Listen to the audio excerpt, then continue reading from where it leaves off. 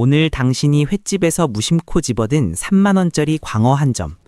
사실 그 한 점은 누군가에겐 1억 원을 태워 낚아올린 세상에서 가장 비싼 쓰레기일지도 모릅니다.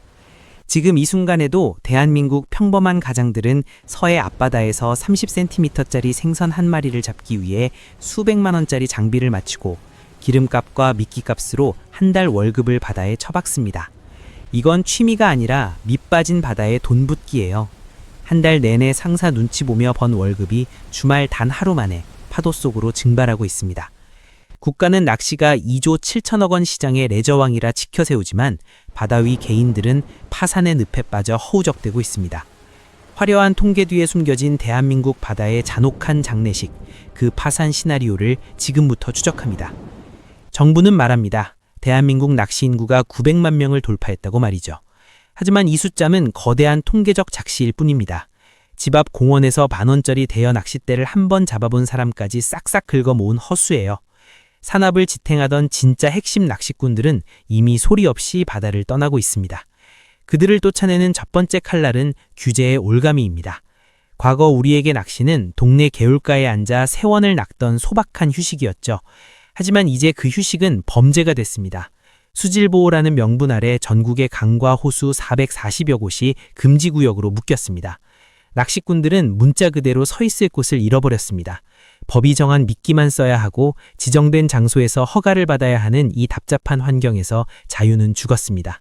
자연보호는 소중하지만 숨쉴 틈조차 주지 않는 행정 편의주의가 문화의 뿌리를 뽑고 있지는 않은지 자문해보세요. 두 번째 칼날은 더욱 잔인합니다. 바로 돈의 장벽이죠. 본래 낚시는 대나무 장대 하나면 충분했던 서민의 유일한 사치였습니다.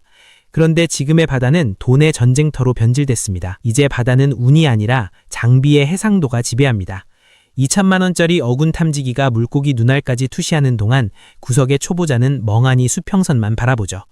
낚시는 이제 스포츠가 아니라 누가 더 비싼 센서를 가졌느냐는 잔혹한 자본의 술래잡기가 됐습니다. 100만 원이 넘는 하이엔드 낚싯대는 기본이고 배싹과 유류비까지 합치면 주말 한 번 나가는데 30만 원이 우습게 깨집니다. 편의점 도시락으로 끼니를 때우면서도 낚싯배 선비 15만 원은 아깝지 않다고 최면을 거는 가장의 모순을 보세요. 취미가 계급을 나누는 수단이 되는 순간 주머니가 가벼운 평범한 가장들은 조용히 낚싯대를 꺾고 돌아설 수밖에 없었습니다. 여기에 글로벌 자본의 공습이 쐐기를 박습니다. 예전엔 동네 낚시점에 모여 정보를 나누고 미끼를 사며 공동체를 형성했지요. 하지만 지금은 스마트폰 터치 몇 번으로 알리나 팽우에서 중국산 장비를 반값에 직구해요. 10만 원 하던 국산 찌를 대신에 5천 원짜리 중국산이 점포를 점령했습니다. 우리가 저렴한 가격에 환호할 때 누군가의 일터는 소리 없이 증발하고 있습니다. 단순히 싸게 사는 게 문제가 아닙니다. 국내 유통구조의 모순과 거대 플랫폼의 공습이 맞물리며 30년 넘게 낚싯대만 만들던 장인이 야간 편의점 알바를 뛰어야 하는 것이 대한민국 낚시 산업의 민낯입니다. 이 도미노 현상의 끝에 무엇이 기다리고 있을지 생각해보세요. 더 심각한 건 미래가 없다는 사실입니다. 지금 낚시터의 주역은 560 세대입니다. 15초짜리 숏폼 영상에 길들여진 젊은 세대에게 몇 시간을 멍하니 기다리는 낚시는 지루한 고문일 뿐이죠. 게다가 젊은 층에게 물고기는 잡아야 할 대상이 아니라 보호해야 할 생명입니다. 이제 MZ세대에게 낚싯바늘은 손맛이 아니라 학대의 갈고리로 읽힙니다. 인스타그램에 릴스 대신 환경보호 피드를 올리는 이들에게 낚시꾼은 바다를 망치는 빌런 그 이상도 이하도 아닙니다. 젊은 피가 수혈되지 않는 산업은 결국 늙어 죽을 수밖에 없는 운명이죠. 바늘에 찔려 피 흘리는 물고기를 보며 쾌감을 느끼는 행위가 과연 다음 세대에게도 문화로 인정받을 수 있을까요? 이 비극의 종착역은 결국 바다의 실종입니다. 캠핑이나 골프도 불황을 겪지만 낚시는 차원이 다릅니다. 원재료인 물고기 자체가 사라지고 있기 때문입니다. 기후변화로 바닷물 온도가 치솟고 해양오염이 심각해지면서 이제 웬만큼 먼 바다로 나가지 않으면 생명체의 흔적조차 찾기 힘듭니다. 비싼 돈을 들여 나갔는데 허탕만 치는 일이 반복되니 재미가 없고 발길이 끊기니 산업이 죽는 완벽한 악순환의 굴레에 갇힌 겁니다.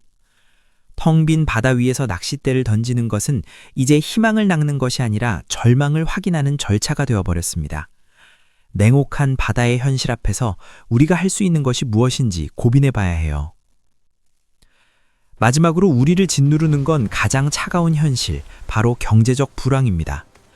내 월급만 빼고 모든 것이 오르는 시대에 은행 대출 이자가 숨통을 죄어오는 현실에서 주말마다 수십만 원을 바다에 뿌릴 수 있는 가장이 얼마나 될까요? 예전엔 삶의 시름을 달래주던 낚시 비용이 이제는 아이의 학원비와 아파트 관리비를 걱정하게 만드는 죄책감의 무게가 되었습니다.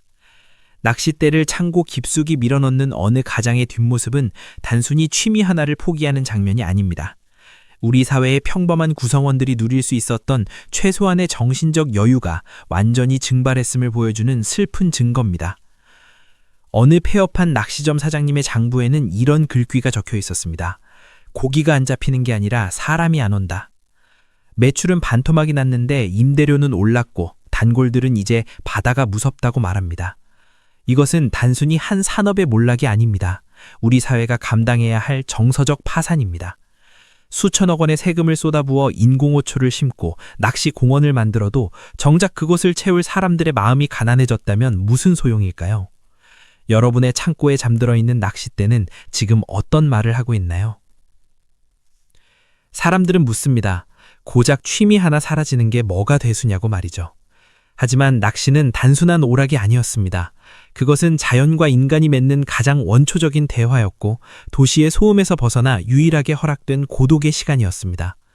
아버지와 아들이 나란히 앉아 말없이 물결을 바라보며 쌓았던 그 고요한 유대감을 기억해 보세요. 찌가 흔들리기를 기다리던 그 지루한 인내의 시간은 어쩌면 속도와 경쟁에 미쳐버린 우리 사회가 허락했던 마지막 정신적 여백이었는지도 모릅니다. 물고기가 떠나버린 텅 빈 바다보다 더 서글픈 것은 그 작은 마음의 틈새조차 가성비로 계산하고 포기해야만 하는 우리의 차갑고 팍팍한 현실입니다. 2.7조 원의 시장이 사라진 자리에 남은 건 낭만이 거세된 우리 세대의 슬픈 민낯입니다. 우리가 진정으로 잃어버린 것이 과연 낚싯대뿐인지 이제는 정말 진지하게 되돌아보세요. 고기가 낚이지 않는 것이 아니라 우리가 머물 세상이 낚이지 않는 것입니다. 텅 빈 수평선 너머로 가라앉는 것은 어쩌면 우리의 마지막 여유일지도 모릅니다.